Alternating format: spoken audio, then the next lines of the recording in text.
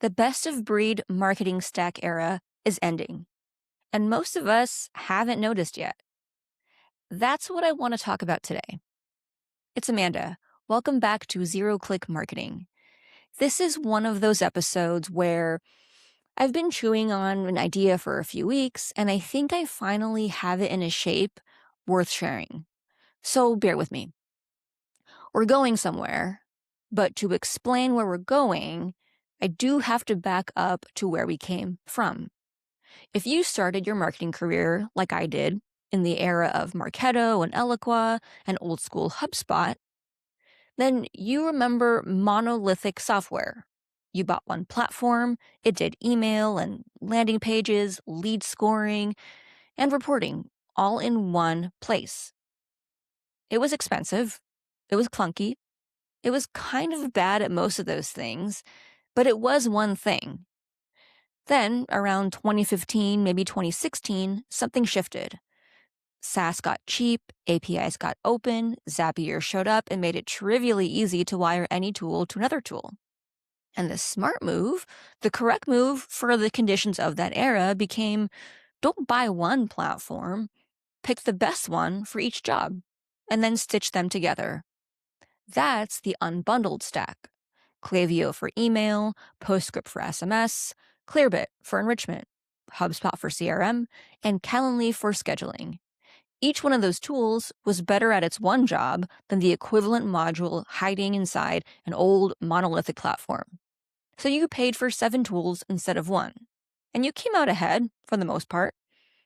And for a decade, roughly 2015 to 2024, the math worked. And I want to underline that. It worked. I'm not coming on here to tell you that the unbundled stack was a mistake. It wasn't. It was the right answer for the conditions of that decade, of that time. But the conditions change. If you've been listening to this show for any length of time, you can probably finish the sentence. Traffic is shrinking. Google AI overviews now answer 2/3 of searches on page. Small publishers lost about 60% of their Google search traffic over the past 2 years. Social platforms actively punish you for linking out. ChatGPT summarizes your blog post before anyone opens it. The whole foundation of create content, get traffic, capture leads, convert leads, that foundation cracked. And the cost of leads went up, way up. CAC is up, conversion windows are tighter, the volume of leads coming into the top of the funnel is a fraction of what it was just 3 years ago. You know this, you're living it. The unbundled stack, so Klaviyo plus PostScript plus Clearbit plus HubSpot plus Zapier plus Calendly plus Stripe, that too, right? That stack was designed for cheap, plentiful traffic. When you had 1,000 leads a week coming in, it was fine to lose 10% of them to tool handoff issues. The SMS platform doesn't know the email tool, unsubscribe someone, maybe like the CRM didn't sync overnight, or something broke and you just didn't notice it for 3 days. 900 good leads still made it through. The math worked. Now you've only got a few hundred leads trickling in each week, and every single one has to land in the cup. You can't afford to lose 10% to your stack being held together with duct tape and a prayer. In an abundance economy, the cost of stitching tools together was low, and the gain from best-in-class features was high. Now, in a scarcity economy, stitching costs more than it used to because every lead that falls through the cracks is more expensive to replace.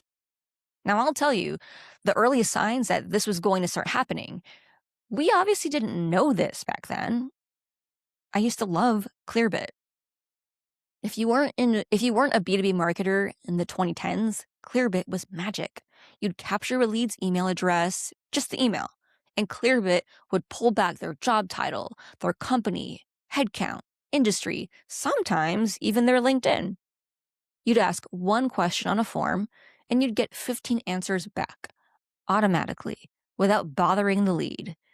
It was the single best example of doing more with less that I'd ever seen in marketing software. Then in 2023, HubSpot bought Clearbit, and then eventually they folded it in. They turned it into a feature of HubSpot, which is great if you use HubSpot, and it's a tragedy if you don't. I was sad. I think a lot of us were sad. And I kept waiting for someone to launch the replacement. Some new startup that would do what Clearbit did. Standalone, accessible to small teams, but nobody did. For 2 years, nobody did. And I just sort of accepted that the era of cheap, instant lead enrichment was over. Then last month, I found out it had been built, just not where I was looking.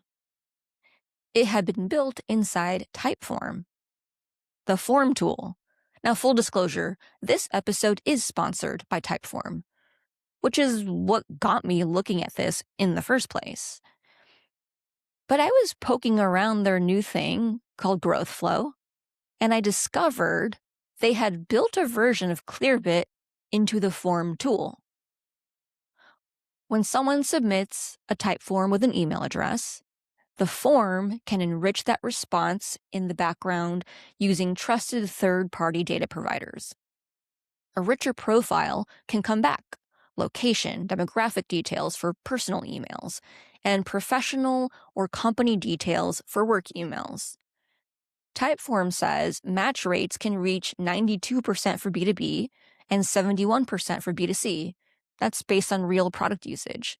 I didn't ask for this. I didn't even know it existed. I was looking for a form tool, and I found my missing Clearbit hiding inside it. Which means this isn't just a form tool anymore.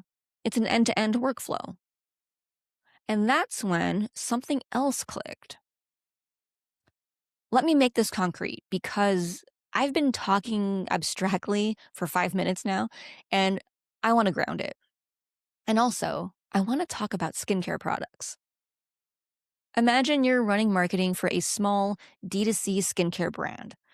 I'm not going to pretend this isn't influenced by my devotion to Medic 8. If you read the newsletter version of this, or if you read it already, then you know. But pick any skincare brand in your head and follow along. Here's a pretty typical D2C experience. Your big lever is a quiz funnel. A customer lands on the homepage. There's an opt-in. Build your routine in 60 seconds. They take the quiz. 6 questions: skin type, primary concern, budget, complexity. At the end, they get a personalized 3-step routine recommendation. They drop their email to receive it, and now you, dear marketer, have 30 to 90 days to turn them into a customer.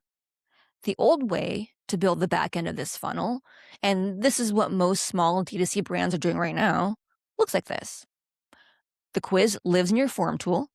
When someone completes it, an automation fires that pushes the lead into your email service provider. The ESP sends the welcome email with the recommendation. Another automation pushes the lead into your CRM. A third automation, conditional on the lead's quiz answers, pushes the high intent ones into your SMS tool, which fires off a text. And then the last automation pings someone on Slack if the lead matches a high LTV profile. And if there's any lead enrichment happening, that's a 5th tool doing its work in a 6th dashboard, populating a 7th database. That's 5 handoffs, 5 places the lead can die, 5 subscriptions, 5 logins, 5 places where if one tool changes its API, your whole funnel breaks at 2 a.m. and you don't even know until Monday.